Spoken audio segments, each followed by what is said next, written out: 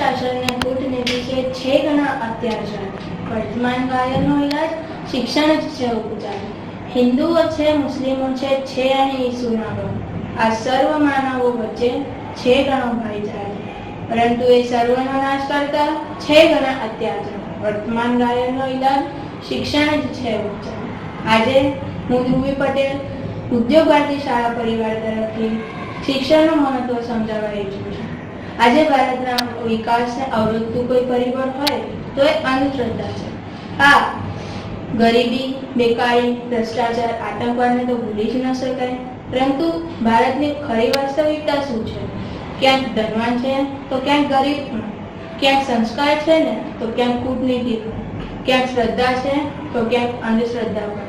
અને હા, એટલે જ કહેવાયું છે ક્યાંક પથ્થરોમાં ફૂલો ખીલી જાય છે, કેટલાક અંજાન પોતાના બની જાય છે।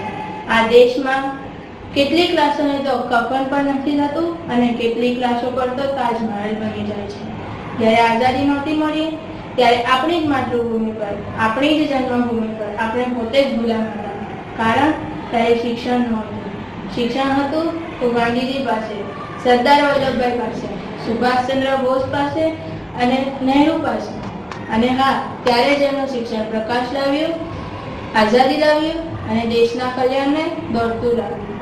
હું એમ નથી કહેતી કે તમે સાક્ષર બનો, જો માત્ર સાક્ષર બનશો તો લખતા વાંચતા આવડતું હશે અને કદાચ એ ભાષાને સમજતા આવડતું હશે, પરંતુ શિક્ષિત હશો ને, બુદ્ધિશાળી હશો, પ્રતિભાશાળી હશો અને આ દેશમાં કંઈક પરિવર્તન લાવવાની ઈચ્છા ધરાવતા હશો।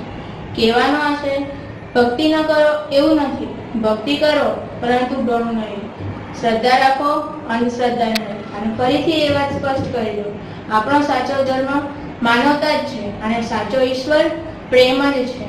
અને આ ત્યારે જ શક્ય બનશે જ્યારે તમે અને હું બંને શિક્ષિત હોઈશું। આજે હું બોલું છું અને તમે સાંભળો છો, ત્યારે શક્ય છે જ્યારે આપણે શિક્ષિત છીએ।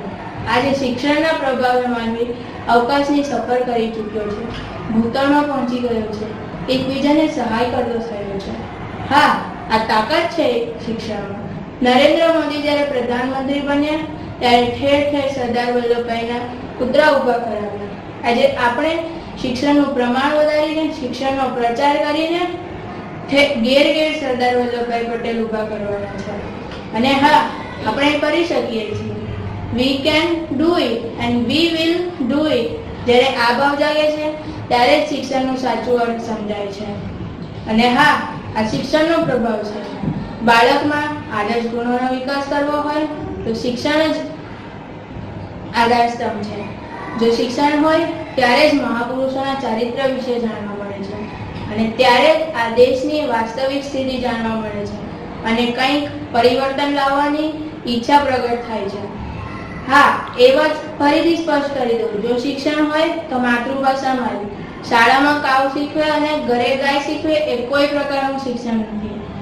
આજના જમાનામાં, આજના આ કળિયુગમાં શિક્ષણ જ જીવનનો આધાર સ્તંભ છે।